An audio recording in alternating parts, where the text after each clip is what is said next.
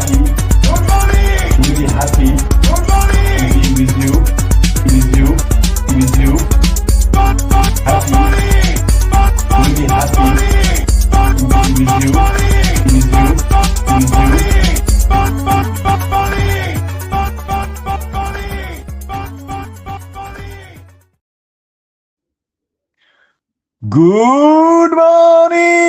Good morning, bonjour à tous, bienvenue dans le NFT Morning. J'espère que vous allez. Nous sommes le lundi 9 février. Et vous êtes peut-être dans le seul endroit au monde qui parle encore de NFT en parlant de NFT, en appelant ça des NFT. Salut John. Salut Rem. Ce qui fait plaisir, c'est que tu es un des rares animateurs qui arrive à se faire rire tout seul en lançant l'introduction. Ça veut dire que je suis mon meilleur public. J'adore. Parce que tu vois, déjà, tu as envie de commencer la journée. On est lundi matin, on est fatigué, on a des petits yeux. Moi, je suis dans un temps plutôt brumeux du lundi 9 février. Les marchés ont un peu repris des couleurs, mais... non, mais c'est la cata, t'es ouf. Tu peux pas dire ça a repris des couleurs. Bah. Attends, juste un truc, parce que ton micro, on a l'impression que d'être dans X-Men avec Cyclope, tu vois. Si tu peux modifier l'angle de ton micro. Ouais, c'est mieux. Voilà, et il m'a dit, attends.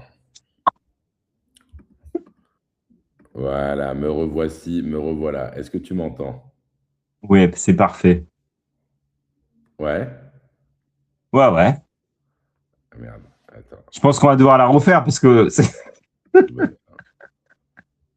Tout va bien. Et là, tu m'entends? Tout va bien. Ok. Yes. Tu m'entends mieux là? Je t'entends très bien. Okay. On va peut-être couper cette partie, tiens. On va couper au montage. Très bien. Bon, en tout cas, oui. En tout cas, les marchés, en effet, ont été... ça y est, quoi. On s'est fait démonter la tronche. On s'est fait massacrer. On s'est fait déglinguer. Et ça y est, quoi. On est officiellement en bear market. Je pense que là, il n'y a plus de discussion.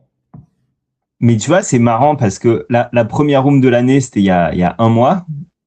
La grande question, c'était est-ce qu'en fait on est si on suit les cycles, toute l'histoire c'était est-ce que le cycle va se reproduire? Et donc la question c'était normalement si le cycle se reproduit, on est en bear market. Et un mois plus tard, on a la réponse en fait. Ouais, nous on faisait partie des cons qui espéraient que le cycle soit différent cette fois-ci. On parlait de super cycle, on parlait d'autres choses, mais en fait, non. En fait, les marchés, comme prévu, se sont écroulés. Alors, il y a une implosion globale des marchés financiers. On parle beaucoup de l'or, de l'argent, des actions en général. Il y a une de la bulle IA. Voilà, il y a un effondrement général et donc les cryptos, en effet, s'effondrent avec. Même si c'est vrai que les cryptos n'ont pas autant profité depuis un an de la même effervescence que le marché action ou que le marché matières premières ou matériaux précieux, on va dire. Donc, c'est vrai que voilà, on est un peu amer sur certaines parties de la communauté, mais en plus de ça, dans le monde des NFT, eh bien, on a eu une accumulation une hécatombe encore de corps qui sont tombés les uns après les autres au niveau des plateformes de NFT. Et donc, on en parlait rapidement avec 100 Collector. Nifty Gateway qui a annoncé sa fermeture. Alors, Nifty était en effet un des symboles, on va dire, des années NFT. Nifty Gateway où Beeple droppait des NFT pour 1 euro. Nifty Gateway qui a connu de merge de pack, Nifty Gateway, voilà. Donc, à la fin de Nifty, Foundation et son petit frère Rodeo, qui de la même manière, alors Foundation est en transition, du coup, a été revendu aux écrans Black Dove, et Rodeo va fermer tout simplement. Donc, Et puis, il y en a d'autres, voilà. Et dans toutes ces annonces-là, on s'est posé d'un coup une question qui revient de temps en temps, j'ai envie de dire, à chaque fois qu'une plateforme meurt, à chaque fois, parce qu'on en a connu d'autres, hein. On a connu Async, on a connu Maker's Place, on a connu Non-Origin. Non-Origin. Voilà, et à chaque fois, une question se pose. Mes fameux NFT qui sont censés vivre sur la blockchain Ethereum pour l'éternité, sont-ils vraiment éternels?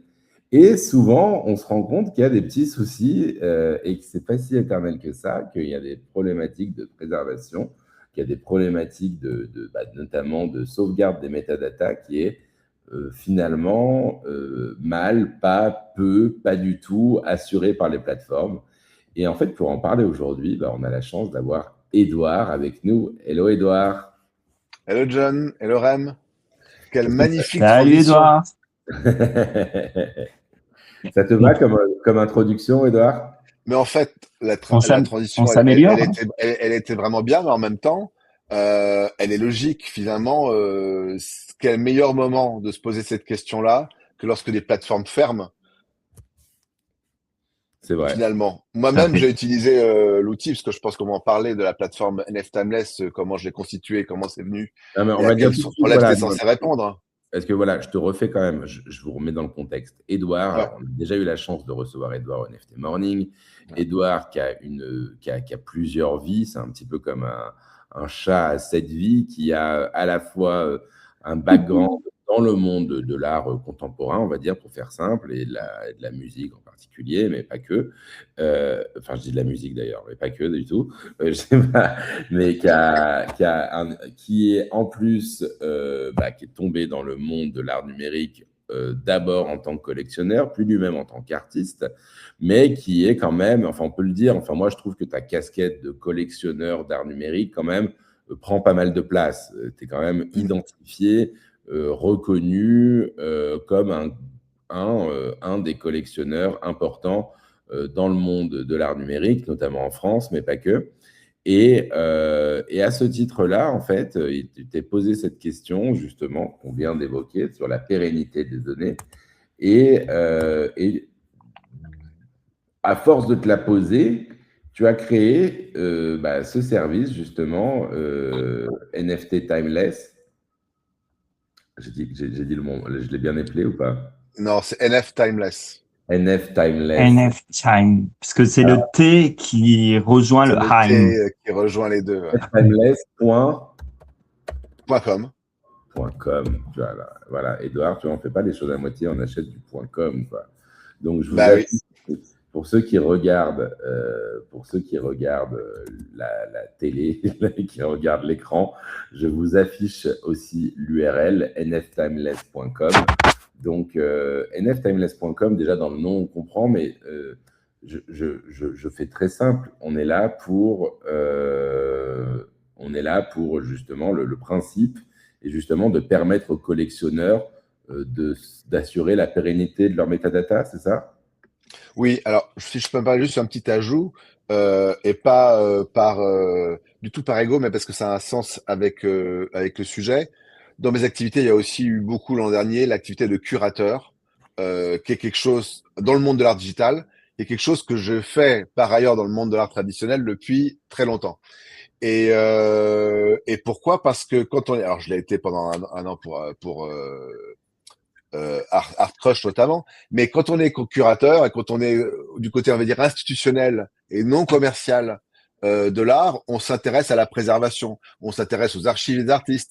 Et donc, c'est quelque chose que naturellement, je faisais dans le monde de l'art traditionnel, puisque je gère, entre autres, des préservations d'œuvres, d'archives, des choses comme ça. Pour moi, la question s'est d'autant plus logiquement posée, encore plus qu'en tant que collectionneur, puisque j'étais conscient de la problématique, alors que quand on est collectionneur, et qu'on a effectivement cet intérêt, on n'en est pas forcément conscient qu'on a ce sujet-là qui existe. Donc c'est aussi ça qui m'a amené à créer l'outil. Et comment ça s'est goupillé? Alors j'étais déjà sensibilisé évidemment pour ces raisons sur cette question-là, la question de la préservation. J'ai mon background technique puisque je suis ingénieur en informatique de formation, même si ça fait un moment que j'avais pas vraiment repris du service.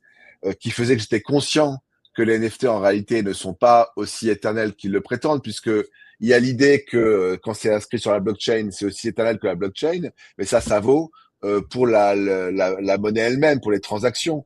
Mais en réalité, ou le token lui-même d'ailleurs, il est aussi éternel que la blockchain. Mais tout ce qui va être de l'ordre de quel est le nom de ce NFT, qu'est-ce qui s'affiche, quelle est l'image, quelle est la vidéo, c'est la plupart du temps externalisé parce que ça ne peut pas rentrer sur la blockchain pour des raisons de frais. La blockchain, elle n'est pas là pour stocker des téraoctets de données.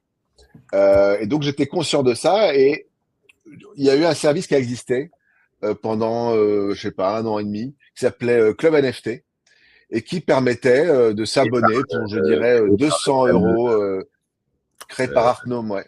Artnome, exactement. Oui. Et donc, qui permettait pour à peu près 200 € par an. C'est pas non plus une folie, hein, 200 € par an, ça fait peut-être 25 € par mois. Et ben, on avait le sentiment d'être sécurisé. Ça scannait le wallet et ça nous disait, voilà, tout ce qui est IPFS dessus, ça sera épinglé. Il y aura donc une copie qui est épinglée chez nous. Et effectivement, ça faisait ce travail-là. Je suis désolé. Alors, ouais. Parce que là, on a mais juste, ouais. Il faut rappeler les bases. Il faut rappeler les bases. Ah d'accord, ok. Qu'est-ce que tu veux que je rappelle alors? Non, mais déjà, les bases, c'est que toi, Edouard, t'en as pris conscience rapidement, mais il y a plein de gens qui sont rentrés dans ce monde-là par des plateformes justement comme notamment Nipsey Gateway, parce que c'était très facile d'acheter avec Nipsey, il suffisait juste de sa carte bleue et la promesse initiale qui est quand même de dire bah voilà, t'achètes une œuvre d'art, cette œuvre d'art dans l'inconscient en tout cas, et sur la blockchain, donc tu pourras jamais la perdre. En fait, toute cette promesse-là, elle s'effondre en fait aujourd'hui. Oui, alors effectivement, je peux peut-être un petit peu donner des exemples techniques si vous voulez. Comment ça se passe un NFT, comment c'est stocké. Si vous voulez, je fais ça. Je sais pas c'est quoi les bases dont tu parles, John. Non, mais juste rappeler les principes fondamentaux de comment dire, simplement, quand tu as un NFT, qu'est-ce que tu possèdes exactement et où sont stockées les données, quoi. Alors, attends, qu'est-ce que tu possèdes? C'est une question qui est même légale ou autre. Donc ça, alors voilà, très bien. D'un point de vue purement technique, quand on a un NFT, on a l'inscription qui est sur la blockchain, c'est l'inscription qui garantit notre propriété. Le token, lui, il va durer aussi longtemps que la vie de la blockchain. Ce qui, au passage, dit qu'il vaut mieux privilégier les NFT sur Ethereum que sur une blockchain qui appartient à une entreprise qui peut-être va faire faillite dans 10 ans, au passage. Mais en se mettant dans le cas d'Ethereum, et moi je me soucie pas trop sur la survie dans les 40 ans d'Ethereum, le NFT lui au moins garantit. C'est-à-dire je ne veux pas perdre la propriété du NFT, ce qui me garantit que c'est moi qui possède le NFT numéro 12 du smart contract numéro tant, qui est l'adresse du smart contract. Alors le smart contract, s'il faut expliquer aussi, c'est un peu compliqué, mais c'est l'adresse qui va gérer la collection de NFT si on veut, soit pour une plateforme, soit pour un artiste. Et donc ensuite, quand on a ce NFT, cet objet technique qui en fait est un lien de propriété. Quand on veut savoir, imaginons, on veut afficher ce NFT. C'est quoi ce NFT numéro 12 que j'ai acheté sur tel smart contract, telle collection? Et ben en fait, ce que va faire la plateforme qui va nous afficher le NFT, et on peut le faire à la main soi-même si on est un peu technique en allant sur un site comme Etherscan, c'est qu'on va appeler une fonction qui s'appelle soit token URI, soit URI, mais peu importe son nom. On va dire donne-moi les métadonnées du numéro 12. Donc on envoie comme paramètre d'entrée le chiffre 12, qui est le numéro du NFT qu'on possède, et il nous renvoie une adresse qui est censée être le lien vers les métadonnées. Qu'est-ce que c'est les métadonnées? C'est le titre du NFT, la description dans laquelle on a peut-être mis le nom de l'artiste, éventuellement les attributs quand ça s'applique, et les liens vers les médias, les images ou les vidéos. Donc ces métadonnées sont essentielles parce que si on n'a pas ces métadonnées, il y a même pas on sait même pas de quoi il s'agit, mais même pas du tout, même pas un titre, même pas rien du tout. Et ben déjà ces métadonnées, on pourrait se dire elles sont pas très grosses, elles pourraient être stockées sur la blockchain, ça serait le cas idéal, mais la plupart du temps c'est pas le cas, elles sont stockées en extérieur. C'est ça. Alors, qu'est-ce qu'on peut utiliser pour stocker en extérieur? Donc, très bien. Donc là, on a quelques NFT, en effet, qui sont dits on-chain. Ça veut dire qu'à la fois, Donc, les métadonnées, donc le titre, la description, les attributs, les traits éventuellement sont stockés on-chain. D'ailleurs, c'est quand même le cas sur pas mal de projets, mais en effet, et même le média, en l'occurrence souvent l'image, pour ceux qui sont on-chain, parce qu'ils ont, voilà, il y a différentes techniques pour le faire, mais voilà, techniquement, ils ont été capables de faire en sorte que ça ne soit pas trop coûteux, lourd pour pouvoir le gérer. Ouais, mais ça, ensuite, je critique pas du tout. Alors, autant les métadonnées, ils ont pas de bonnes excuses pour pas le faire on-chain dans la plupart des cas. Autant les médias, j'ai envie de te dire que pour moi, c'est pas l'œuvre ne doit pas, si on parle d'art digital, hein, l'œuvre ne doit pas s'adapter au stockage, et le stockage doit s'adapter à l'œuvre. Donc, il faut quand même que les artistes soient libres. S'ils font une vidéo de 250 mégas, ça peut pas être sur la blockchain. Il y a aucun souci là-dessus. Il n'y a pas de débat. Dans le cas d'une vidéo de 250 mégas, en effet, donc là, tu as t'as un lien, tout simplement. Donc, la métadonnée va partir vers... Et là, la métadonnée va dire animation URL, c'est vraiment le nom technique, égale, et il y a un lien. Et là, ce lien, il peut avoir plusieurs formes. Alors là, comme on a dit sur une vidéo on-chain, ça va pas être possible. Premier cas auquel on penserait par défaut, si on ne sait pas, on va mettre un lien web. Sur un site web, on va mettre la vidéo sur Google Cloud, AWS, que sais-je. C'est évidemment le cas le pire. Ou sur un site web qu'on a soi-même enregistré. Pourquoi? Parce que le jour où on arrête de renouveler son nom de domaine, on arrête de payer son serveur web, on arrête de payer son compte AWS ou Google, bah le lien il marche plus. Voilà, et c'est comme ça que ça marche. Heureusement, c'est pas la majorité de l'espèce, mais c'est quand même, je sais pas, il faut regarder les stats. À mon avis, 20% des NFT quand même, c'est pas rien, qui utilisent un lien web. Donc ça, c'est évidemment une folie. Et en plus, ça part du principe qui est quand même un petit peu malhonnête, on va dire, qui est de considérer que de toute façon, on va vivre éternellement. J'ai envie de dire que ni les serveurs, ni les plateformes, ni les êtres humains ne vivent éternellement, malheureusement. Et donc, ce serait quand même bien que l'art puisse survivre à des personnes et à des startups. Donc, la première solution à éviter, évidemment, c'est le lien web qu'on trouve parfois. Et puis, la deuxième... Le lien web, en effet, donc lien vers un serveur Amazon, par exemple. Un lien vers un serveur web, http:// voilà. Et puis, il y a un deuxième type de possibilités qui sont les serveurs décentralisés. Sauf que le problème, et ça, je vais en parler un peu plus en détail peut-être, c'est que dans cette catégorie-là, en fait, il y a deux technologies qu'on met sous la même catégorie alors qu'elles ne le sont pas, dans ce qu'on appelle les technologies décentralisées. C'est IPFS et Arweave. Or, qu'est-ce que sont ces deux technologies? Et quand on dit que les deux sont décentralisées, elles le sont. Sauf que IPFS est un protocole de routage décentralisé et Arweave est un protocole de stockage décentralisé. Et c'est pas la même chose.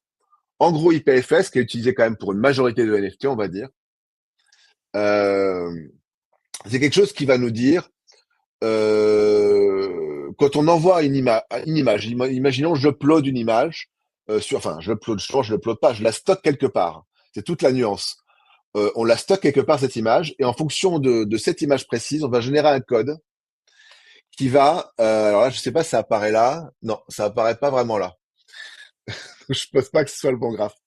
En gros, on va générer par rapport à l'image un code unique qui est lié à cette image, qui fait que si quelqu'un d'autre stocke la même image de son côté, il sera à la même adresse. C'est ça le côté décentralisé d'IPFS. Si tous on stocke la même image sur notre ordinateur à nous, on sera joignable à la même adresse. Donc si quelqu'un cherche cette image, il sera automatiquement redirigé chez l'un de nos ordinateurs, chez tous les gens qui ont décidé de stocker cette image. Ça, c'est effectivement, c'est assez cool comme principe. C'est décentralisé, mais c'est très différent d'Arweave. Arweave, on paye des frais au démarrage, on l'envoie dans un système où des gens, eux, ont des intérêts financiers à stocker le fichier éternellement, et après on s'en lave les mains. C'est pas nous qui le stockons. Et le problème d'IPFS, c'est que la plupart des NFT qui utilisent IPFS, c'était mal compris comme système. On comprend que, comme c'est décentralisé ce que c'est effectivement en pratique, et bien du coup, on n'a pas de responsabilité. Or, le problème, c'est que contrairement à Arweave, IPFS, on a une responsabilité. Quand on mint un NFT avec IPFS ou quand on achète un NFT qui utilise IPFS, on est tous co-responsables de payer pour héberger ce fichier. Or, personne ne le sait. Ce qui fait qu'on arrive dans une situation où il n'y a qu'une seule personne qui héberge le fichier, c'est la plateforme de mint en question, ou c'est l'artiste éventuellement. Et le jour où la dernière personne arrête d'héberger ce fichier, eh ben, il est introuvable sur le réseau, puisque personne d'autre n'a fait l'effort, par exemple les collectionneurs, d'héberger le fichier chez lui. Donc c'est ça d'ailleurs typiquement que faisait Club NFT, cette plateforme-là qui n'existe plus malheureusement. Ce qu'elle faisait, c'est que elle scannait le wallet des collectionneurs ou des créateurs. Elle prenait tous les liens IPFS qui existaient et elle payait pour en héberger une copie. Pour que même si ailleurs, la personne qui l'hébergeait arrêtait de le faire, il restait un dernier endroit où c'était hébergé.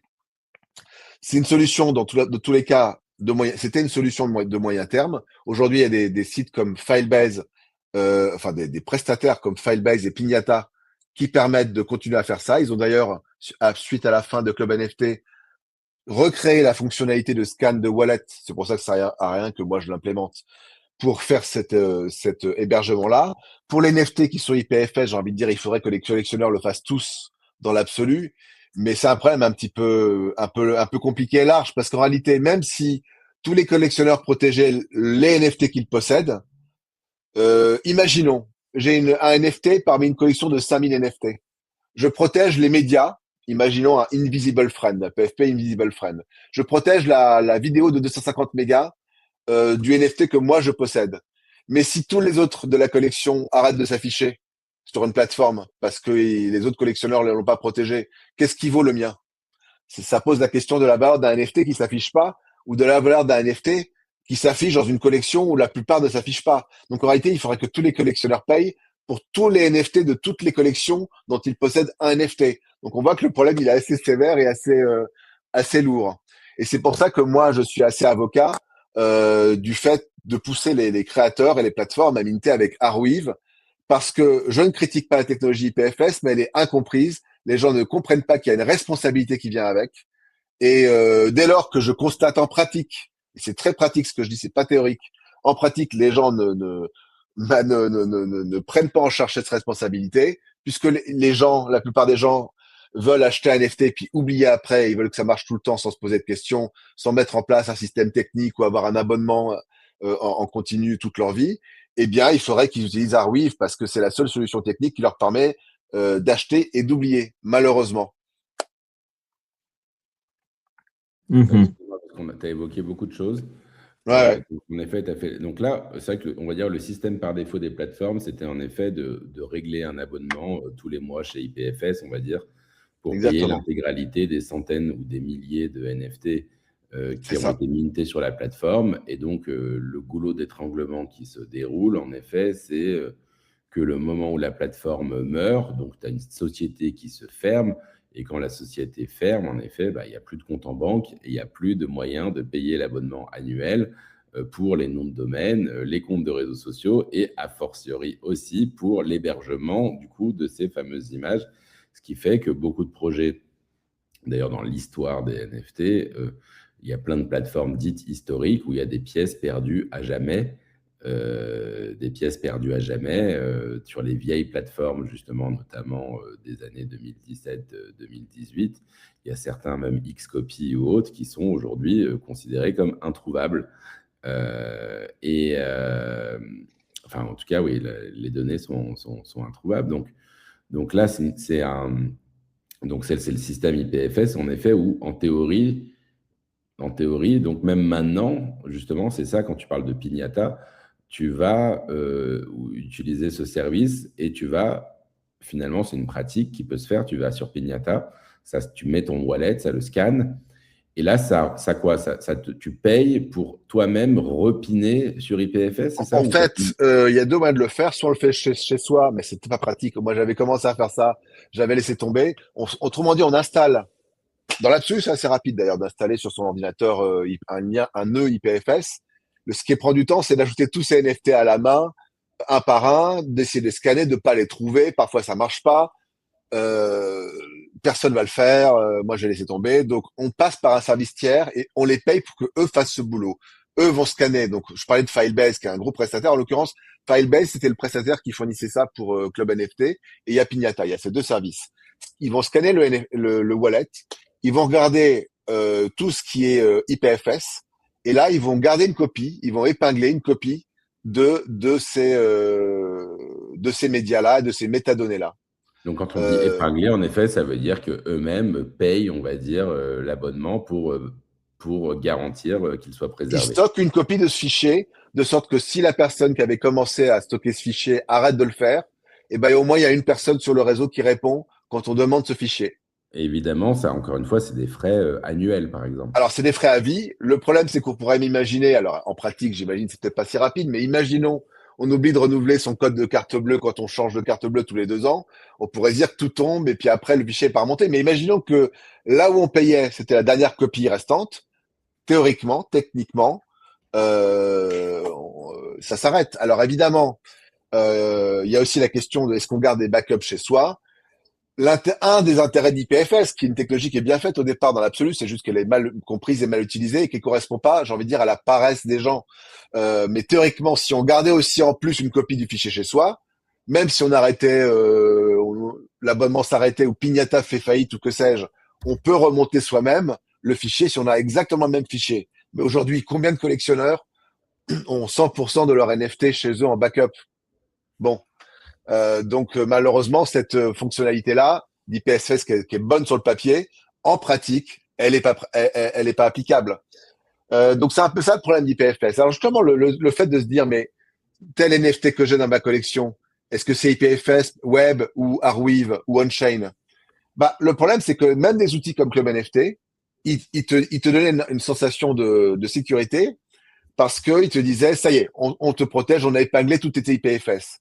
Et moi, lorsque j'étais un de ces abonnés-là, je me suis pas trop posé la question. Et en fait, je me suis rendu compte a posteriori, quand ils ont fait faillite, et que je me suis posé la question avec Gaspard, on a réfléchi comment on pouvait faire pour faire quelque chose après Club NFT. Et c'est ça qui m'a amené à créer NF Timeless. Et ben, en fait, je me suis rendu compte que l'outil n'auditait pas vraiment, donnait pas un audit précis des NFT non plus.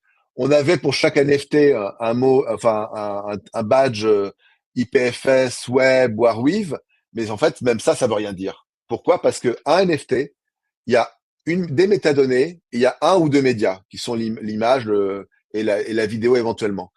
Et donc en fait, il peut y avoir 3 types de stockage différents. Et je le constate. Donc l'audit n'était pas précis, et donc je me suis dit, en fait, il faut faire un audit extrêmement précis. Et c'est ce que j'ai fait, parce que je pense qu'à ma connaissance, il n'y a pas d'outil équivalent qui permet de scanner le wallet ou une collection, où on peut le faire sur un NFT unique. On met même, sans s'embêter, pas de données techniques, on met le lien OpenSea ou le lien d'autres plateformes. Il reconnaît les données techniques, autrement dit l'adresse du smart contract, la blockchain, le lien du smart contract et le token ID, le numéro du NFT. Et il va nous dire exactement plusieurs choses. L'audit est assez profond. On va donc là, l'idée c'est que quand on arrive sur le site, on se connecte avec son wallet et ensuite on met par exemple un lien OpenSea pour faire pour faire un scan. Et typiquement, qu'est-ce qu'il va nous dire sur un NFT? Il va nous dire est-ce que le smart contract a un code publié, vérifiable? Parce que j'ai révélé ça récemment, par exemple dans le cadre d'OpenSea, leur smart contract V1 qui s'étendait jusqu'en 2023 était opaque. On ne savait pas le code. Le code n'était pas visible. Pourquoi? Parce que sur la blockchain, lorsqu'on fait un smart contract, on ne met que du code compilé pour des raisons d'efficacité technique, mais le code source initial n'est pas connu. Et on ne peut pas, à partir du code compilé, déduire totalement le code source d'origine. Or, si on ne peut pas accéder au code source, on ne peut pas, alors certes, c'est réservé aux techniciens, aux ingénieurs, mais ça ne permet pas à des gens de vérifier est-ce qu'il est honnête ce smart contract. Est-ce qu'on est vraiment propriétaire du NFT? Parce qu'en réalité, et j'ai pu le démontrer dans le cadre du smart contract d'OpenSea V1 qui s'étendait jusqu'en 2023, OpenSea peut confisquer un NFT. Leur admin peut se connecter et dire bah finalement ce NFT il n'est pas là, il est pas tel propriétaire, il est à tel autre propriétaire. Donc ça, la première partie de mon audit dit est-ce que le code source est accessible publiquement? Ça ne veut pas dire que le code source est honnête, mais ça veut au moins nous dire c'est un indicateur d'opacité. Parce qu'ensuite, pour aller auditer le code source, il y a, je crois, des entreprises comme OpenGem qui le font, mais c'est compliqué de le faire automatiquement. Et là encore, ça pourrait donner un indicateur à 90%, mais pas de manière sûre. Seul un être humain peut vraiment auditer le code en profondeur en le lisant. Donc, je donne un premier indicateur d'opacité. Deuxième indicateur, où sont stockées les métadonnées? On-chain, Arweave, IPFS, Web. au-delà de ce type de stockage, est-ce que c'est accessible actuellement? Est-ce qu'il est cassé? Ensuite, je donne les points de stockage des médias, images et ou animations. Comment ils sont stockés? On-chain, Arweave, IPFS ou web. Est-ce que c'est accessible actuellement? Et en fonction de ça, pour chaque NFT, je donne une note de risque. Alors, c'est 100% si le NFT est déjà cassé, parce que là, c'est un peu foutu. Et je donne un pourcentage, alors qui a l'air alarmant, parce que les pourcentages sont toujours très rouges et très élevés, parce que j'ai voulu calculer sur cette plateforme. C'était la prétention que j'ai, si on veut, pour l'art digital, c'est quand même qu'il survive 40 ans. Je me suis dit, dans mon cas personnel, est-ce qu'à la retraite, ma collection sera là? Est-ce que je peux peut-être léguer quelque chose? J'en sais rien. Et donc, j'ai voulu voir large, et quand j'ai fait mes calculs qui sont évidemment approximatifs quand on est à 40 ans, mais quand j'ai fait mes calculs de probabilité, j'ai voulu mettre un score de risque qui m'indique si est-ce que ce NFT va apparaître, va s'afficher dans 40 ans. Et ça nous donne une note. Et à la fin, sur tout le wallet, je donne une note moyenne de risque, qui est la moyenne de tous les scores de risque de tous les NFT qu'on a. Voilà. Très bien. Donc, estimation du risque et… Est-ce que c'est cassé aujourd'hui? C'est simplement un constat. Alors oui, mais alors et quand c'est cassé, finalement, ça veut dire quoi? Ça veut dire que tu ne vois plus concrètement, tu ne vois plus l'image, tu ne vois plus. Absolument. Alors c'est très intéressant de poser cette question parce qu'en fait, pourquoi c'est utile d'utiliser je pense, de faire un audit?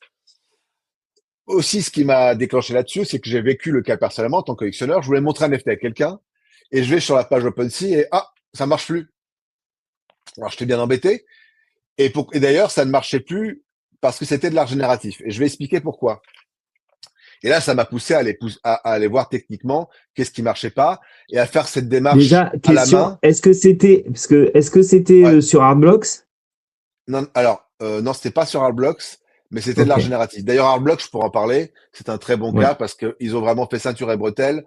Ils ont stocké tout ce qu'ils pouvaient on-chain et ce qui n'est pas on-chain et qui est, on va dire, sur le web pour des raisons pratiques, même si leur serveur tombait, ça serait très facile, étant donné en plus la masse d'œuvres qu'ils ont faites et leur taille sur le marché, n'importe quelle plateforme de visualisation des NFT implémenterait le fixe très facilement. Donc et ça, tout ça, je l'explique. En gros, et d'ailleurs, c'est pour ça que sur les NFT Artblocks, dans mon scan, j'indique le type Artblocks parce que c'est une typologie qui est légèrement différente d'on-chain.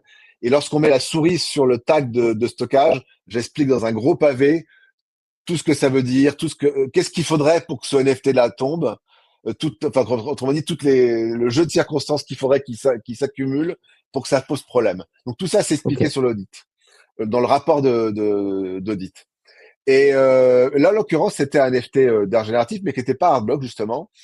Et il marchait plus. Et ça m'a poussé à aller faire cette démarche qu'on peut aller faire sur les techniques à la main, étape par étape pour un NFT, tout ce que justement j'automatise et je rends accessible à un utilisateur non technique par nftimeless.com. Et je me suis rendu compte en fait de ce problème-là à ce moment-là. Mais pour la plupart des autres cas, on ne s'en rend pas compte. Parce que là, c'est un cas très particulier. Ça veut dire qu'OpenSea, même quand le lien était tombé, le lien des médias ou de l'HTML, parce que si c'était génératif, c'était un Kim Asendorf, je me permettrai de le dire, mais j'en ai pas plus d'autres noms. Oui, quand même. Ah ouais. Si tu veux, il y en avait deux d'ailleurs, de la même collection.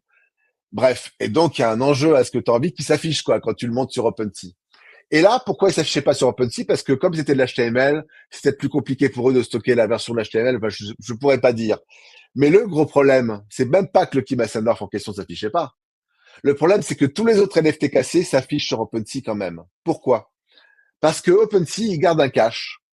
Il garde une version en mémoire d'un NFT qui a marché mais qui ne marche plus. Et d'un côté, c'est très sympa parce que on peut encore le montrer, on a l'impression qu'il marche. Et j'ai envie de dire commercialement, ça a du sens parce que s'ils veulent que les gens fassent des offres dessus au second marché, ça serait bien qu'il n'y ait pas un écran gris avec 404, hein, on est d'accord. Mais le problème, c'est qu'ils nous disent pas qu'il est cassé. Ils pourraient peut-être le faire par un petit point rouge, je ne sais quoi, en disant à la dernière fois que j'ai essayé, les métadonnées répondaient pas ou les médias répondaient pas. Bon, et ce qui donne une impression, un faux sentiment de sécurité. Et en fait, seul un outil comme NF Timeless peut nous dire si un NFT finalement qui apparaît bien sur OpenSea qui est à peu près la seule plateforme qu'on va utiliser pour faire apparaître son NFT, et bah, Sorority, il est cassé. Alors qu'en fait, si on allait sur une autre plateforme, comme par exemple, je veux penser à DK, si on va sur DK, vous allez voir le NFT qui s'apparaît sur OpenSea va pas forcément apparaître sur DK. Pourquoi? Parce que peut-être que DK n'a pas accès au cache d'OpenSea. Eux, ce qu'ils font, c'est d'ailleurs ce que fait mon outil. Il va aller chercher sur la blockchain en direct. Il va pas trouver, il va pas réussir à afficher. Alors évidemment, la première étape. Stop. Non, mais c'est hyper important. Par exemple, moi qui ai l'habitude d'utiliser OpenSea, etc., en fait, finalement, sur mes X NFT que je possède, en fait, il y en a certains que je ne peux ne plus voir, en fait, si je vais ailleurs. Tu feras un scan sur l'outil, mais si je devais te dire comme ça, au nez, au jugé, combien, tu as peut-être 10% des NFT cassés que tu n'as pas vu. Okay. Et ça, alors évidemment, tant qu'OpenSea est en vie, ça va. Et je leur souhaite d'être en vie le plus longtemps parce que c'est une plateforme qu'on est tous très contents d'utiliser pour afficher ces NFT pour le second marché. C'est essentiel. Mais le jour où ils font peut-être faillite parce que les plateformes, les entreprises qui vivent éternellement, moi je connais pas. Vous m'excusez. Même les entreprises très très grosses, hein, on peut penser à Kodak. Donc je vais pas bien donner des exemples de ça quand même. Les entreprises sont pas immortelles. Désolé de le dire. Hein, c'est bon. Et bah le jour où ils s'arrêtent. Évidemment, n'importe qui pourra dire j'arrive, je vais faire une plateforme pour afficher vos NFT. Il y en a déjà qui le font d'ailleurs, donc il n'y a pas de problème. Oui, sauf que toutes ces startups-là ou toutes ces entreprises-là, elles n'ont pas le disque dur d'OpenSea qui va partir aux ordures. Elles n'ont pas le cache. Et donc, en pratique, on va avoir une chute du nombre de NFT qui apparaissent. Parce qu'ils ne sont plus protégés en apparence, par un stockage d'une version passée. Très bien. Donc, pour revenir un peu au job de NF Timeless, donc on est simplement on te file un wallet, tu vas chercher du coup sur ce wallet tous les NFT et simplement dire déjà leur état de santé avec un score qui va se matérialiser, on va dire, de 0 pour ceux qui sont déjà… 100% de risque s'il est cassé et 0% s'il est parfait. Donc, et en fait, en gros, on va dire des scores réalistes, ça va être 20% pour un on-chain sur Ethereum et ça va aller jusqu'à 97% quand on est sur un NFT qui est stocké tout en web, sur une blockchain L2. Ok, voilà. D'accord, très bien. Donc là, ok, donc on fait ce travail, on estime le risque et on se dit, alors, imagine justement les projets, justement, chemises et bretelles, genre Artblocks, comme tu disais, ou peut-être CryptoPunks, justement, eux sont pensés pour la préservation, c'est ça? Oui, alors ensuite, on ne peut pas exiger de chaque projet de faire pareil parce que être on-chain, c'est bien. Alors, non, à la fois, ils sont on-chain et puis voilà, ils ont tout ce qu'ils… Enfin, ils ont du… Alors oui, mais alors cela dit, ouais, alors ils sont ceinture à bretelles, mais ils ont quand même la possibilité d'être on-chain parce que tout ce qui est régénératif, c'est quand même du code qui s'exécute et le code prend beaucoup moins de place quand même qu'un média, ou même qu'une image. Et en plus, c'est le même code pour toute la collection qui est juste changé avec un petit paramètre en fonction du NFT. Donc, c'est quand même beaucoup plus accessible d'être on-chain. Ça devrait même être une nécessité, hein, presque. Hein. Normalement, c'est censé toujours être le cas. Art génératif devrait être égal à on-chain, en gros. Voilà.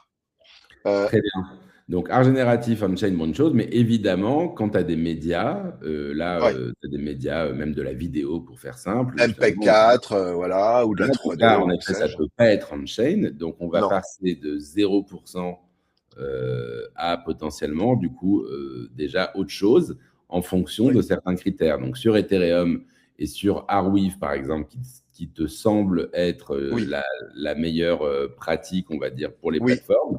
Absolument. Là, déjà, on est pas mal, c'est ça? Absolument. C'est qu'en gros, je disais, un NFT on-chain sur Ethereum, c'est 20%, et c'est peut-être 22% avec Arweave. Et je m'explique pourquoi c'est pas zéro d'ailleurs. Parce que, alors, il y a le risque Ethereum, il y a le risque que le smart contract se fasse pirater, ou qu'il y a un exploit, il y a des risques comme ça en plus que je prends en compte, je suis pas rentré dans les détails, mais le risque, il est même pas zéro pour de l'on-chain, malheureusement. Ok, j'ai compris. Mais du coup, ça veut dire que oui, le risque zéro n'existe pas. Mais alors, pour revenir, parce que tu as fait la différence entre IPFS et Arweave. Donc, IPFS, encore une fois, c'est l'équivalent j'ai presque envie de dire, de AWS, sauf que c'est stocké sur plusieurs endroits. Mais en fait, c'est le même principe, il faut payer tous les ans. En fait, c'est comme un serveur web, sauf qu'on a le droit de reprendre la main. Et si on se prend en charge comme collectionneur ou comme communauté de collectionneurs, on peut reprendre la main et si on peut se prendre en charge. Mais si la personne initiale foire, on peut reprendre en charge. Mais malheureusement, avec le poids permanent de devoir stocker non-stop avec un poids où il faut toujours qu'il y ait quelqu'un de vivant qui paye. Voilà. Mais sur Arweave, on est d'accord qu'il n'y a pas non plus. Enfin, les hébergeurs sont incentivés à conserver, mais ça non plus, c'est pas. Enfin, il y a pas de garantie non plus. Qu'est-ce qui garantit? Alors, justement, on peut en parler parce que justement, j'ai fait aussi un texte sur la page Learn de nftimeless.com où j'explique à la fois les best practices pour les créateurs et les plateformes et aussi pour les collectionneurs qui veulent savoir quelles sont les best practices. Et j'ai fait aussi un petit point débat IPFS versus Arweave. Et j'explique en fait ça. Je veux pas garantir non plus mettre ma main à couper qu'Arweave va éternellement fonctionner. Mais ça a été quand même pensé pour. Je m'explique. Quand on upload sur Arweave, on paye un coût qui est censé couvrir le stockage pendant 200 ans du fichier. Déjà pas mal. 200 ans. On est vraiment censé être sur la préservation, ça a pas été pensé pour. Rien à voir avec IPFS, où il faut qu'il y ait quelqu'un qui paye tout le temps. Là, on délègue la patate chaude à quelqu'un, et en fait, cet argent va être bloqué sur un compte qui va infuser au fur et à mesure de qui veut bien stocker ce fichier. D'accord, donc il est censé toujours trouver. Et autant il n'y a pas d'encouragement financier sur IPFS à héberger un fichier. On le fait parce qu'en fait, on a ce NFT là. On le fait pour soi-même. Alors que les hébergeurs, ils s'en foutent de ce qu'il y a sur Arweave. Ils stockent un gros bloc et il y en a même qui stockent tout Arweave en entier. Sur Arweave, il y a une réserve d'argent dans un smart contract quelque part qui va… Absolument. Donc, il y a une cagnotte qui existe aujourd'hui. Il y a une cagnotte qui est calculée sur 200 ans.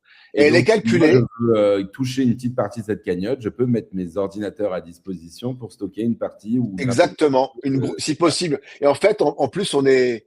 Alors, incentivé, c'est pas très correct. On est encouragé à stocker la plus grande partie, voire la totalité d'Arweave, pour pas qu'il y ait des fichiers qui soient oubliés. Voilà. Donc, l'idée, c'est quand même d'avoir… Aujourd'hui, je pense qu'on peut estimer un taux de réplication de 20 à 50 fois tout Arweave. Et au moins hébergé 20 fois, en entier. D'accord. Donc, en partie ou en entier. Et alors évidemment, on va dire c'est un système pyramidal parce qu'on ne paye qu'à l'entrée. Et puis après, ça s'appuie sur le fait qu'il y ait des nouveaux arrivants qui payent. C'est vrai, mais ensuite vous pourrez vous renseigner. Ça paraît surprenant. Tous les systèmes pyramidaux ne sont pas des escroqueries. C'est souvent le cas, mais c'est pas toujours le cas. Dès lors que on dit que c'est un système pyramidal, et là ça n'est pas caché. On sait très bien, ce sont les nouveaux entrants qui financent. Deuxièmement, le système s'appuie sur le fait que le prix du stockage baisse. Et je sais très bien qu'il ne baisse pas énormément, même si parfois on a eu des changements de génération quand on est passé des disquettes aux disques durs, il y a eu un grand changement. On comprend, gros, on le sait aussi, 40 ans, il peut se passer plein de choses sur le stockage, sur les cagnottes, sur le contrat. On est quand même un peu dans la logique du système de retraite pour moi, où tu payes. Mais c'est vraiment ça. C'est vraiment ça. Et d'ailleurs, ils sont très conservateurs parce leur système s'appuie sur une baisse des coûts de stockage de 5% par an. C'est quand même très conservateur. Et le dernier aspect qui, lui, par contre, on peut vraiment pas garantir, et je suis transparent là-dessus et je l'explique sur le site, c'est le prix du token AR. Parce qu'aujourd'hui, on est payé avec ce token Arweave, ce token AR. Et si le prix s'effondre pour une raison X ou Y, s'il s'effondre vraiment, on va dire, de 80%, là, il y aura effectivement plus d'intérêt pour les gens de stocker, le truc s'arrête. Mais là, j'explique une chose.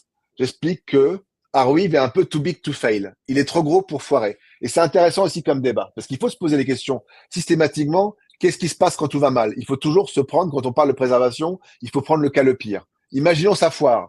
Plus personne stocke Arweave. Eh la différence entre IPFS et Arweave est intéressante, parce que Arweave, si Arweave tombe demain, il y a quand même 30% des NFT de valeur parce que il y a NFT, il y a tous les NFT et puis il y a les NFT qui ont une valeur en tant qu'art digital. Il y a une plus grosse proportion d'Arweave dans les NFT qui ont une valeur.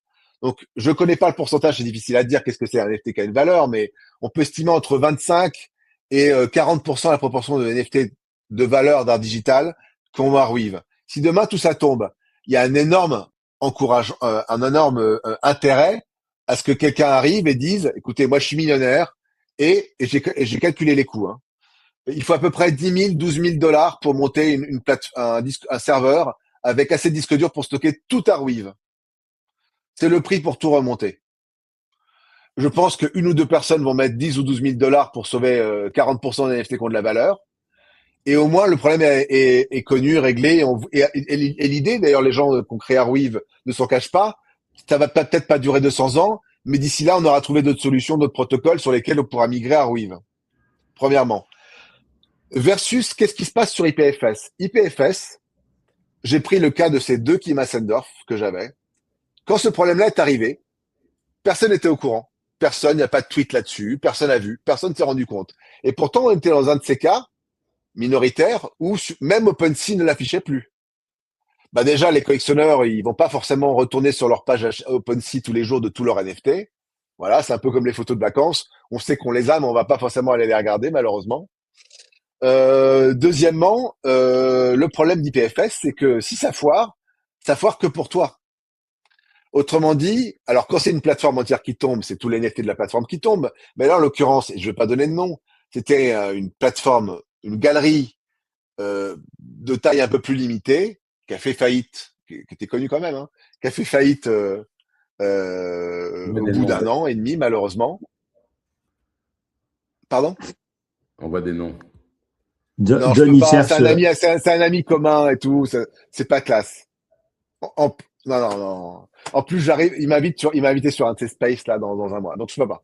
Mais tout ça pour dire que non, laisse tomber. Arrête. Tu vas me mettre dans l'embarras. Tu vas me dire un nom. Je vais être obligé de rien dire. Peu importe. Toujours est-il que, en gros, qu'est-ce qui s'est passé? J'ai contacté la personne qui avait cette galerie en disant écoute, mes Kim Hassendorf sont tombés. Ah effectivement, il avait oublié de renouveler son abonnement Pignata. Cas très concret. Et donc, qu'est-ce qui se passe? Finalement, il y a que les gens qui avaient des NFT sur cet abonnement qui étaient hébergés par son abonnement à lui, Pignata, qui sont tombés. Donc, le problème, c'est que quand tout le monde ne s'en rend pas compte, on se retrouve seul ou à 10 collectionneurs avec un problème. Et là, encore par chance, j'avais le contact, je le connaissais, il est en vie, il est en bonne santé. Le jour où il est plus là, ce Kim Hassendorf, ça va être compliqué, je veux dire.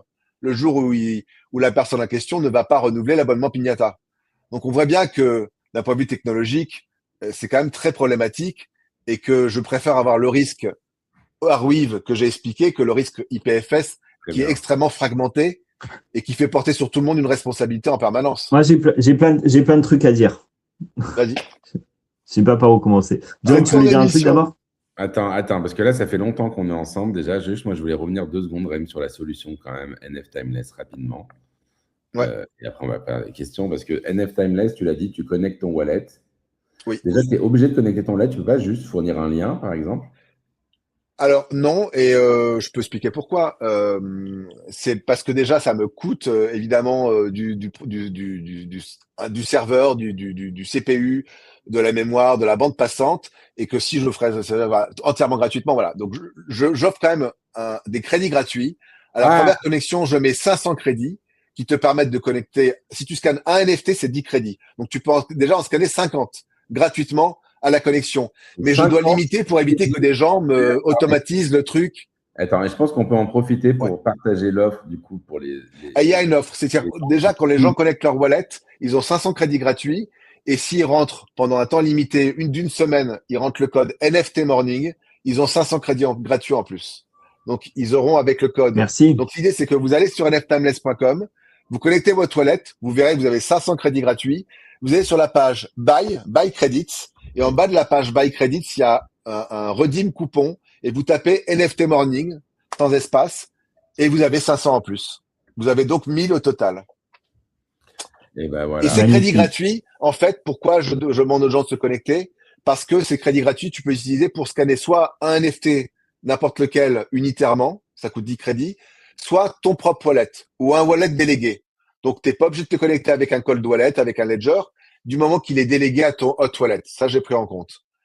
Par contre, si tu veux scanner le wallet du voisin, le wallet d'un collectionneur connu, là, tu dois acheter des crédits. Tu peux pas utiliser tes crédits gratuits.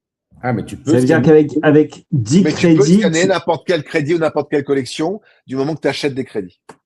Avec 10 crédits, tu peux scanner tout un wallet? Non, avec 10 crédits, tu scannes un NFT. Ah, voilà. Et ensuite, tu peux scanner un wallet. Tu peux choisir les.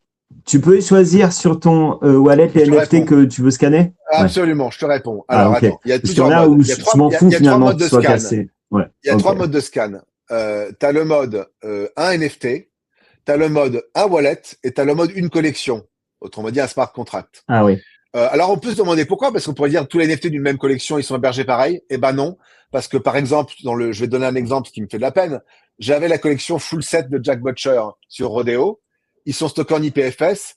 Ils n'ont pas pu migrer sur Arweave. J'en avais parlé avec Kayvon, le fondateur de Rodeo et Foundation, parce que Jack Butcher avait voulu que ce soit immutable, que son smart contract ne puisse plus mettre à jour les métadonnées. Sauf que tous les IPFS sont pas stockés pareil.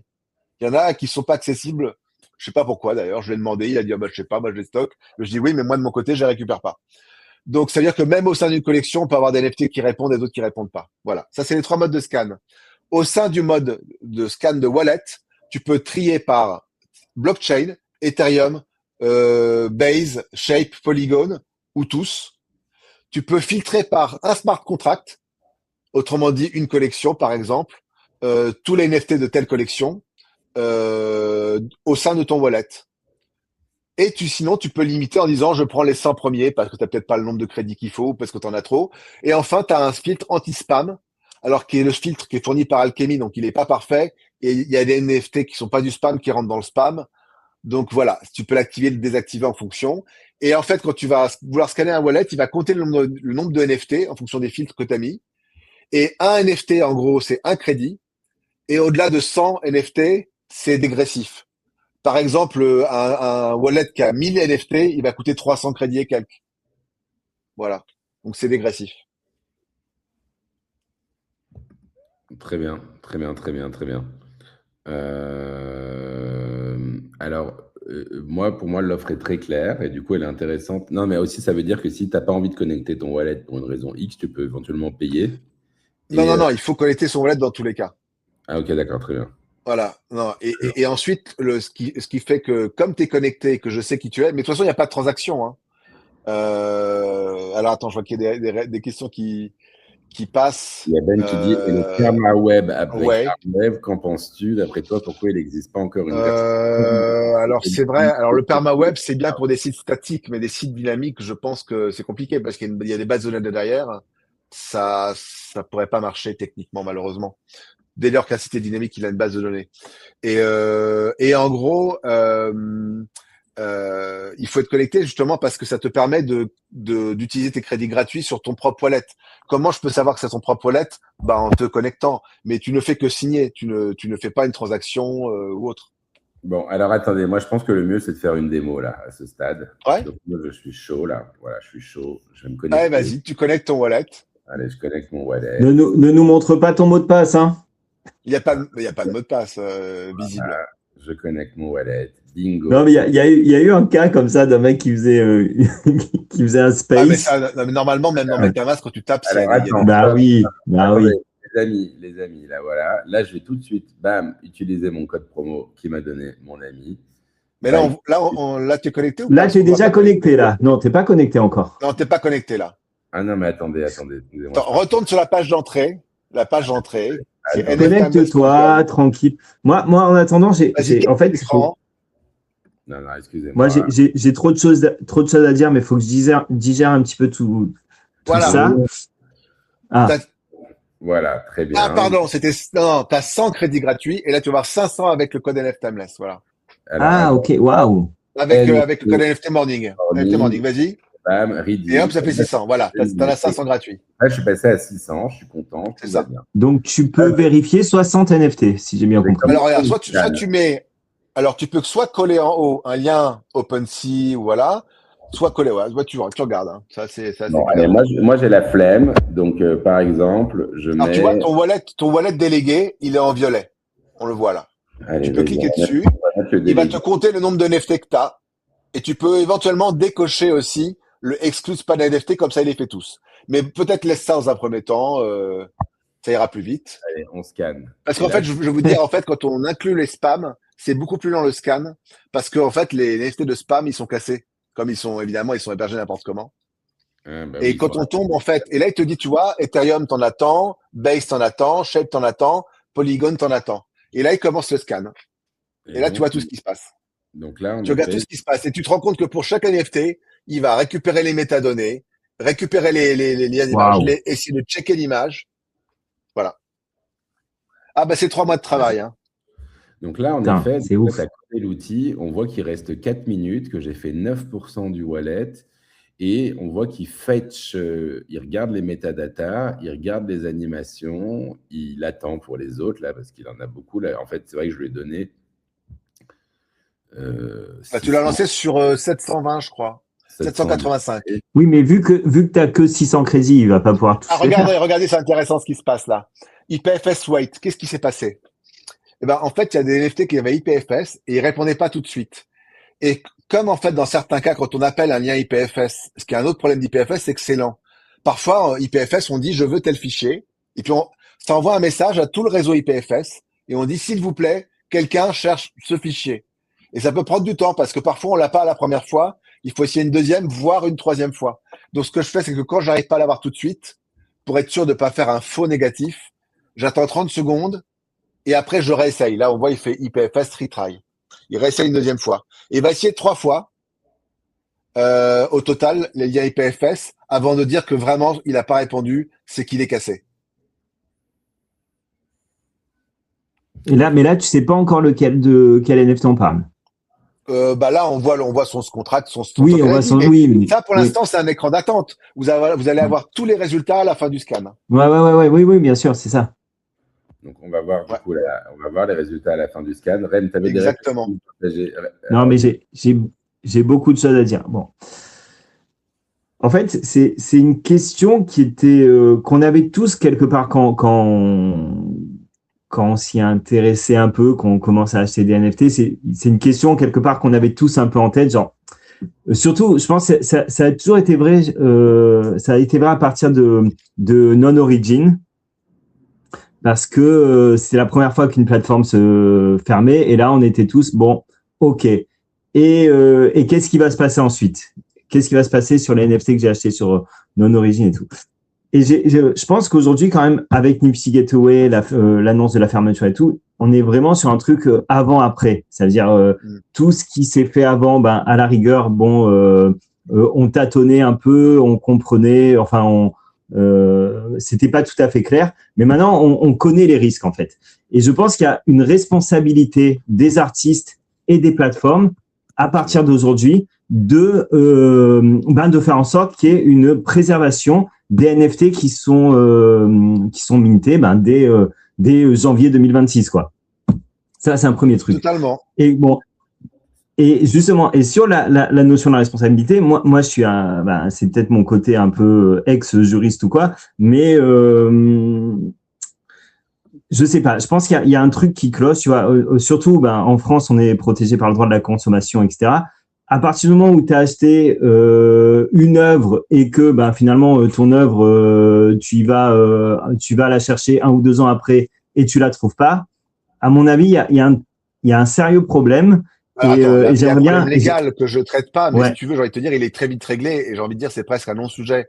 Pourquoi? Parce qu'on va le traiter en 2 phrases. Oui, il y a évidemment une responsabilité légale qui est portée par l'entreprise. L'artiste peut dire, moi je suis passé par un service, je savais pas. Donc l'artiste, lui, il peut dire je m'en fous.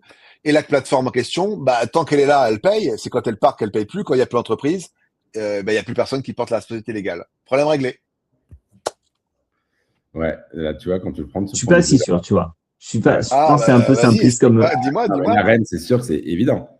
Tu portes plainte contre une boîte et t'as pas, et il y a aucune situation où tu vas pouvoir aller. La boîte n'existe plus, la boîte existe. C'est fini. Si la boîte n'existe plus, c'est fini. Tu n'as pas de responsabilité pénale sur un founders parce qu'il n'a pas payé son serveur IPFS ou parce que ci ou parce que ça, tu vois. Vraiment, faudrait vraiment démontrer quelque chose d'assez monumental qui est pas le cas. Il n'y a pas de sujet malheureusement légal. Par contre, là où tu as raison, Rem. Je pense que ça dépend. Ça dépend au moment où tu achètes, de quelle manière tu as été informé de ce problème-là. Mais si l'entreprise n'existe plus. Bon, en tout cas, Rem, moi je pense que c'est très compliqué, mais par contre, là où tu as raison, c'est sur cette notion de prise de conscience. Ça veut dire oui. ce petit électrochoc qui a dû être causé en effet, parce que sur Nifty Gateway, enfin, on n'est pas rentré dans le détail, mais déjà, tu as eu une sorte de... Enfin bon, Nifty Gateway, en effet, tu avais les forces de ses faiblesses, et la force à la base, c'était en effet qu'en un coup de carte bleue, tu achetais ton NFT. La faiblesse, c'est que c'était pas... c'est qu'en fait, c'était géré tout sur l'omnibus, qui était un méga wallet Nifty Gateway, en fait, sur lequel, en fait, si tu voulais les retirer, déjà, c'était la croix et la bannière. Ils ont donné des délais de 30 jours. Et puis ensuite, en creusant, on s'est rendu compte, justement, qu'il y avait ce fameux souci qu'a évoqué Edouard sur l'hébergement des métadatas. Donc, prise de conscience, normalement. Et du coup, on en est où, justement, au niveau prise de conscience, mon cher Edouard?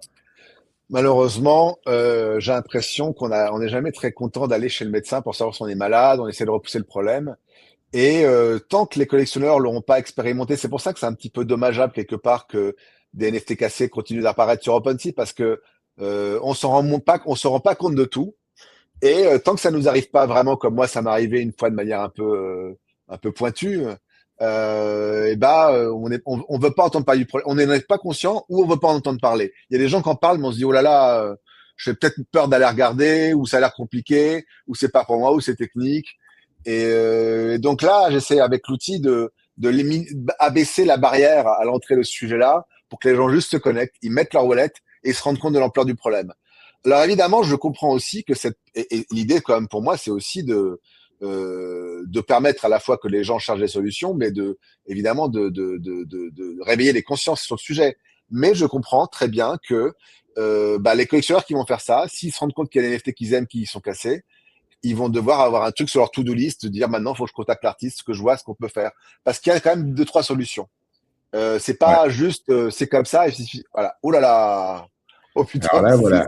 C'est élevé comme score, là. Il est élevé ton score de risque. Hein. C'est le résultat de mon audit. Donc, et risque. Donc, j'ai 98%, là, tu vois. Et là, tu vois, tu as la répartition du type de stockage sur tous les points de stockage des NFT, et tu as le pourcentage qui est cassé. Et c'est intéressant parce que tu vois que les liens web, ils sont cassés à, je sais pas combien de pourcents, là. 404 sur 576. D'ailleurs, c'est amusant que ce soit 404. C'est un clin d'œil. 404 qui sont cassés. Les IPFS qui sont cassés. Tu vois qu'il y a quelques IPFS qui sont cassés. Je sais pas si j'ai envie de faire le test, moi. Et vous voyez que les Arweave, il y en a 0 qui sont cassés. Voilà, c'est tout. Les chiffres parlent d'eux-mêmes. Moi, je suis pragmatique. Après, il y a des gens sur Internet qui vont dire c'est une opinion, c'est pas neutre. C'est l'opinion des faits, j'ai envie de vous dire. C'est l'opinion des stats. Très bien. Donc voilà, écoute, on commence en haut de ton truc. De ton rapport, tu vas avoir ceux qui sont cassés.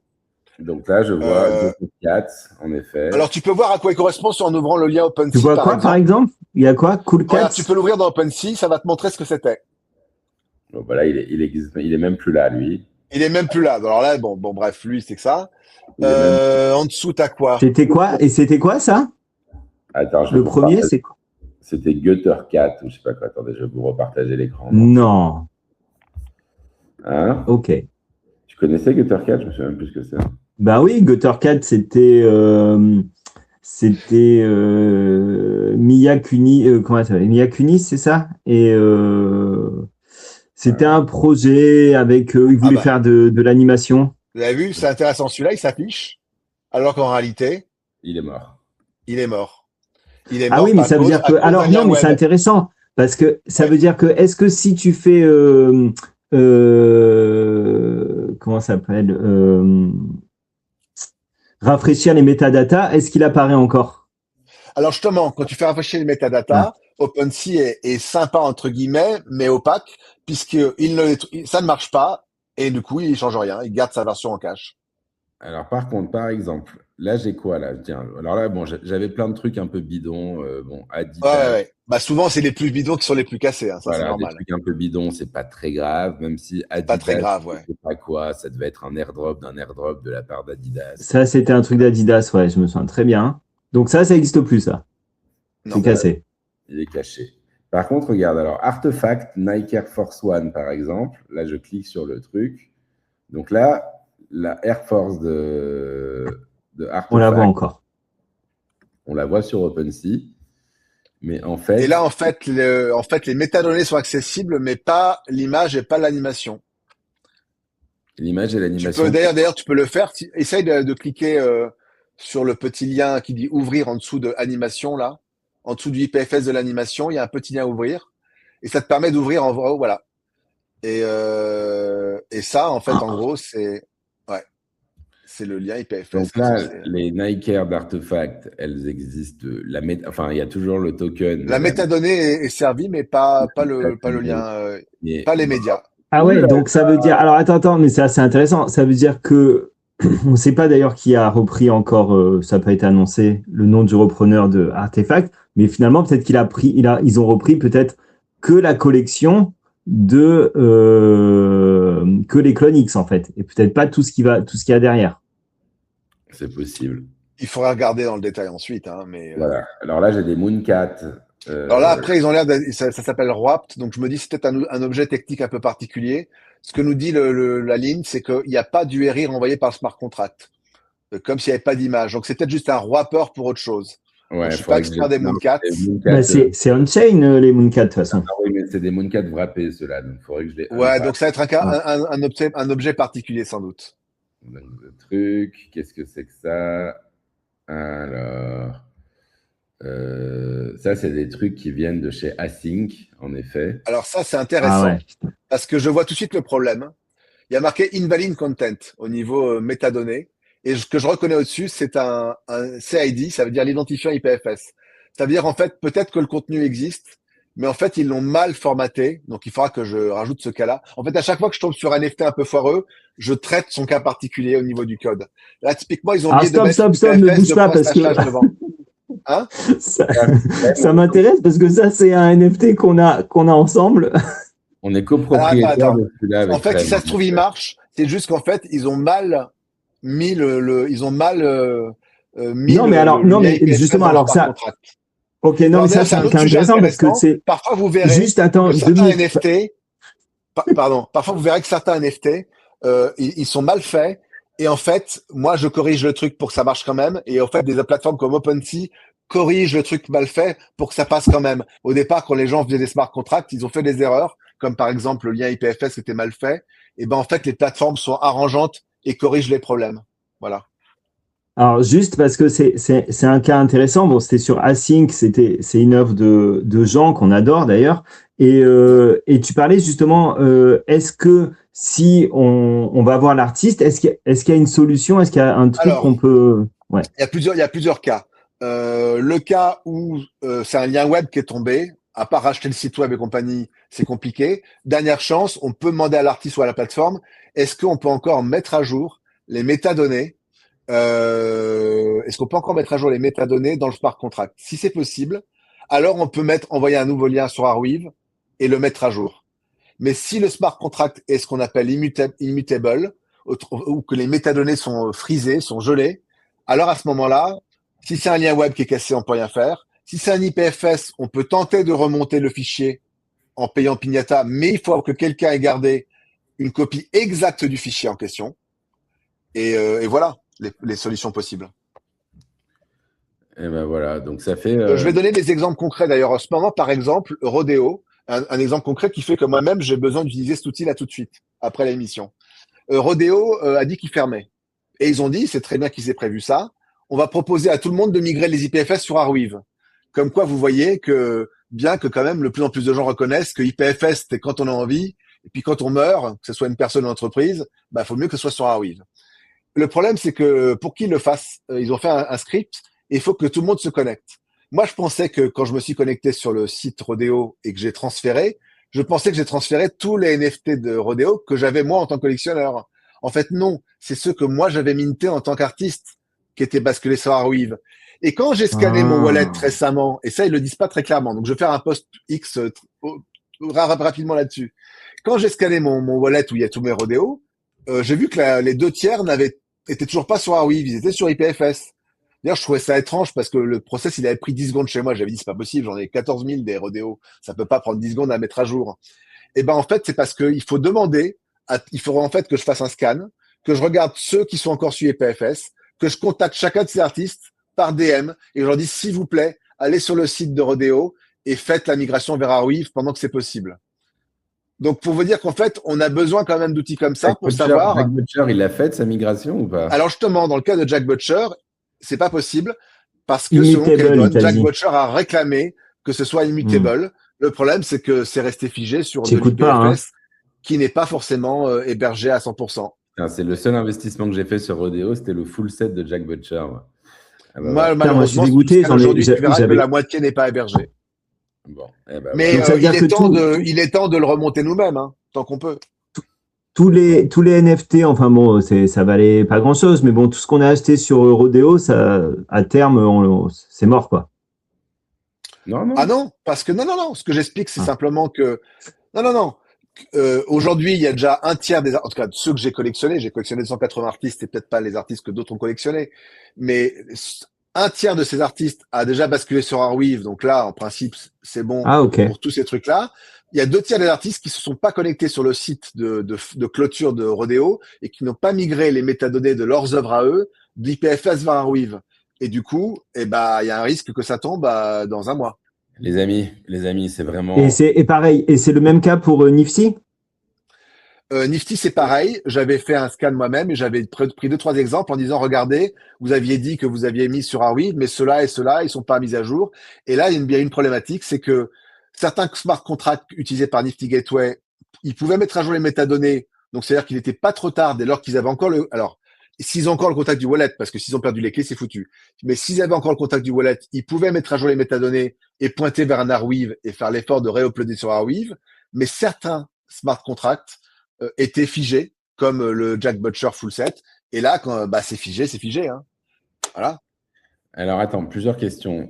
Parce qu'il faut qu'on close en plus, parce que là, ça commence à être. Bah ouais, non, mais c'est trop intéressant. Parce que juste pour finir sur Nifty, désolé John, je te donne la parole après.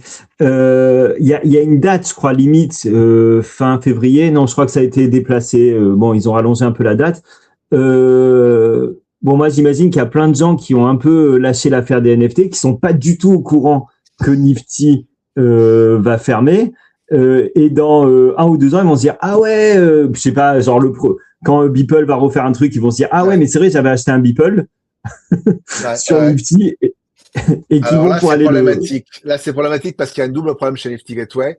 Il y a le problème de la propriété et celui du stockage des données. Et le premier, c'est déjà qu'il faut que les gens récupèrent leur NFT. Voilà. Là, le problème que tu dis, Rem, c'est sur la propriété. Ça veut dire qu'en effet, techniquement, c'est pas sur ton wallet. Et l'annonce qu'a fait Nifty Gateway, c'est sur rapatrier sur vos toilettes, parce que pour l'instant, c'est sur un wallet non custodial qui est chez Nifty. Et donc, récupérez-le parce que Nifty va fermer. Et ce wallet, je ne sais pas trop ce qu'il va devenir d'ailleurs derrière. Oui, mais au final, ce wallet, justement, si ce n'est pas récupéré dans la date limite, qui nous dit que quelque part, ce n'est pas Nifty qui le récupère? Oui. Oui. Si. Non, mais alors, c'est une possibilité. Ça se trouve, ça va faire partie de la liquidation. Enfin, je ne sais pas trop ce qu'ils vont faire, mais en effet, à mon avis, enfin, à leur place, je pense qu'ils vont en cachette garder un truc pendant quelques années quand même au cas où. Mais parce que là, si on parle légal, autant Nifty Gateway s'arrête, mais il y a une compagnie parente qui est Gemini. Ben oui. Et là, on pourrait retourner contre eux. Qui n'est pas en forme non plus. Quand vous avez fermé la boîte, vous avez fait en sorte de pas laisser assez de temps aux gens pour le récupérer, et vous avez gardé l'accès. Peut-être même vous en avez fait le propre usage. Donc que ce soit qu'ils perdent l'accès au truc ou qu'ils le gardent pour eux-mêmes, la compagnie parente des frères Winklevoss pourrait se faire attaquer. D'ailleurs, quand j'ai rendu public le fait que la problématique que du stock, au-delà de la propriété, c'est bien de le récupérer, mais est-ce que les images vont encore apparaître? Lorsque j'ai rendu public ce truc-là et j'ai fait appel aux frères Winklevoss, après ça, il y a eu une annonce. Ils ont dit, on va s'en occuper, Gemini va faire le nécessaire pour migrer. Ouais. Sauf qu'en réalité, méfiez-vous des effets d'annonce, puisque que ce soit dans le cas de Rodeo ou dans le cas de Nifty Gateway, il y a des annonces globales avec un effet global, mais il y a le cas par cas de ce que chaque smart contract permet. Et ça, il y a qu'un scan avec NF Timeless qui vous permettra de savoir concrètement pour ce NFT, qu'est-ce qu'ils ont fait. On va refaire des rooms là-dessus, on va en reparler, mais simplement. Donc, moi, j'ai fait mon scan NF Timeless. J'ai vu que j'ai 80% de mes NFT qui sont en danger, dont d'ailleurs beaucoup de 100% dans ton score. qui est vraiment pas bien. Comment j'ai plein de trucs d'ailleurs, tu vois, je vois des choses que j'aime bien. Si tu pars sur les pièces vraiment les plus importantes pour toi, on peut regarder 2-3 exemples. On pourra faire le cas concret, aller voir qu'est-ce qu'on peut faire. Si c'est de l'IPFS, on peut au moins aller le remonter. Et si c'est du web, tenter de voir avec l'artiste ou la plateforme s'ils peuvent mettre à jour en uploadant sur Arweave et mettre à jour les métadonnées. Par exemple, en gros, c'est ça. Le masque de Sam Spratt, il est en IPFS, il était sur Nifty. Qu'est-ce qu'il faut faire maintenant? Qu'est-ce qu'il dit là en ce moment dans ton rapport? Est-ce qu'il dit qu'il est up ou pas, le fichier? Il dit 87%. Ça veut dire qu'il est up. Il est risqué, mais il est up. Moi, ce que je te conseille à ce moment-là, concrètement, et c'est du moyen terme pour l'instant, c'est de prendre un abonnement sur Firebase ou Pignata, de scanner ton wallet et d'héberger chez toi, et de faire en sorte que ta carte bleue tombe pas, de payer ces gens-là pour qu'ils hébergent des copies de tous ces fichiers-là. Je vais travailler ensuite sur une proposition de plus long terme. Je me suis dit, qu'est-ce qu'on peut faire pour les NFT dont on n'a plus les fichiers originaux, on ne peut pas les remonter sur IPFS, ou c'est des liens web. Qu'est-ce qu'on peut faire pour les sauver? Et je me suis dit, la dernière chance, c'est de faire un upload sur Arweave. On ne pourra pas mettre à jour les métadonnées, mais de faire un protocole qui dise aux plateformes comme OpenSea, si vous n'arrivez pas à trouver le NFT par les méthodes classiques, en dernière chance, tentez d'appeler, tentez telle adresse sur Arweave pour voir si les collectionneurs se sont financés pour l'uploader. Et peut-être qu'à terme, je vais inclure dans mon outil un système pour que les collectionneurs d'une collection financent l'upload sur Arweave. Ils vont dire peut-être je vais financer 10% de l'upload sur Arweave de toute la collection. Et quand ça atteint 100%, tout est uploadé sur Arweave. Et même si techniquement le NFT fera pas le lien parce qu'on peut plus le mettre à jour ou autre, il y aura un moyen standardisé de dire je vais chercher le backup sur Arweave de cette collection qui était stockée sur du web, sur laquelle on pouvait rien faire. Voilà. Mais en attendant que je propose ça, solution en intermédiaire, malheureusement sur le web, seule possibilité de mettre à jour les métadonnées et uploader sur Arweave, si c'est encore possible. Et si c'est des PFS, solution moyen terme, payer Pignata ou Firebase pour épingler tout ce qu'on a sur son wallet. Ok, très bien. Bah écoute, c'est déjà des bonnes... Mais contactez les artistes et les plateformes, hein, parce que s'il y a encore moyen de mettre à jour les métadonnées, qu'ils uploadent sur Arweave et qu'on n'en parle plus. Très bien. Parfait. Eh ben, écoute, c'est parfait. Merci beaucoup, Edouard. C'est un très bon début. Je vous invite encore une fois à regarder NFT. C'est parfait. Ouais, c'était clair en tout cas. C'est bien d'en avoir conscience. Après, en fait, le problème. Après, bon, j'ai plein d'autres questions et plein d'autres réflexions autour de ça parce que, en fait, pour moi, si tu suis ce qui se passe, tu es moins concerné que si tu ne suis pas, en fait. C'est le problème. J'ai envie de te dire, moi, tu vois, Edouard, toi, moi, bon, voilà, il y a un problème sur Nifty, Gateway, il y a ci, il y a ça. On a quand même toujours un petit moment où la communauté va prendre conscience de ça et se réveiller, tant soit peu que les NFT ont de la valeur. Et par contre, c'est vrai que en fait, c'est ça la question, c'est à quel moment ça devient urgent de régler le problème, tu vois. Mais je pense qu'il y a un cercle vertueux qui peut se mettre en place. Et je vais donner un exemple. Mon idée, c'est qu'avec le scan d'un NFT unique, c'est que tu peux, avant d'acheter un NFT, voir si il va durer longtemps. Et du coup, l'idée, c'est que ça se devienne comme un label. Je sais que Louis Dazi travaille sur une grosse série importante qui va bientôt livrer. Et il m'a mis dans le secret, il a vérifié, il a bien suivi mes best practices, c'est sur Ethereum, c'est sur Arweave, donc c'est le plus sécure possible pour un NFT aujourd'hui de ce type-là. Et il va même utiliser ça comme un argument de vente. Il va dire sur son site, ça a été audité par NFT Timeless, et comme ça les gens peuvent aller vérifier que ça a une très bonne note. Ça va avoir une note de 22 ou 23%, ce qui est le plus bas qu'on puisse avoir dans l'absolu, comme note de risque. Donc ça peut devenir un argument qui est repris justement par les artistes eux-mêmes. Très bien. C'est hyper intéressant. Avant d'acheter un NFT, allez le checker. Ouais. Et par ailleurs, il n'est jamais trop tard, même si c'est sur votre collection. Par exemple, moi j'avais scanné, c'est en faisant mes tests que je me suis rendu compte que tous mes NFT OpenSea, je dis bien tous, zéro marchait. Parce qu'ils avaient dû changer le disque dur ou je sais pas quoi. Ils n'avaient pas mis à jour les métadonnées de manière paresseuse. Ils s'en foutaient parce qu'ils disaient du moment que ça apparaît chez nous, on a les versions en cache, on s'en fout. Et quand j'ai posté mes trucs, mes posts sur X qu'on fait, il y a eu franchement 115 000 vues cumulées sur ces posts-là. Et OpenSea en douce, ils ont mis à jour, ils ont corrigé 90% des NFT. Bon, je vais continuer à les embêter sur les 10% restants, mais c'est pour dire que c'est jamais fini et que si on poste publiquement un cas d'un NFT cassé, il y a des chances que ça soit résolu. Très bien. Moi, je veux te remercier, Edouard, parce que non seulement tu as mis le doigt, mais en plus tu as apporté une solution qui est indispensable pour tous les gens qui, comme nous, collectionnent, aiment encore ce médium-là. Et donc voilà, merci en tout cas pour tout ce travail et d'apporter ça, quoi. Merci, Rem. Merci beaucoup, Edouard. Et donc, on va suivre. De toute façon, je pense que c'est un sujet dont on reparlera encore et encore parce qu'il est loin d'être résolu. Et je pense que je vais continuer aussi pour encourager les gens à essayer eux-mêmes. Je vais continuer à donner des exemples concrets, peut-être en les anonymisant. Mais par exemple, l'exemple d'un NFT que je ne citerai pas, d'une institution française qui a des problèmes et que j'ai dû révéler par ce biais-là et que j'ai dû les contacter. Et voilà, donc il faut donner des exemples pour que les gens se disent ça peut aussi m'arriver. Complètement. Écoute, merci beaucoup. Et puis, on va se retrouver très prochainement pour reparler des actualités aussi, des actualités dans le NFT Morning, parce qu'il y en a. Il se passe pas mal de choses. Il se passe toujours pas mal de choses en ce moment. Donc, simplement, merci beaucoup, Edouard. Passez une excellente journée.